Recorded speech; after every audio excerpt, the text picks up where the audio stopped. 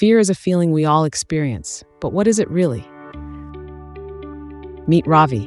He's afraid of speaking in front of people. Oh no, I can't do this.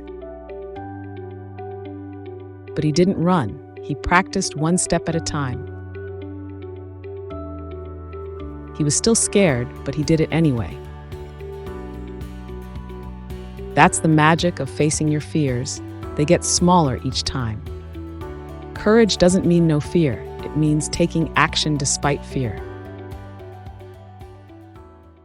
Fear can hold us back, but facing it is the first step to freedom. Let's explore how to confront your fears head-on. Identify what you are afraid of, write it down. Understanding your fear is key to overcoming it. Take small steps to face your fear. Start with manageable challenges that help you build confidence. Surround yourself with supportive people. Share your fears with friends or family who can encourage you. Remember, facing your fear is a journey. Celebrate your progress, no matter how small.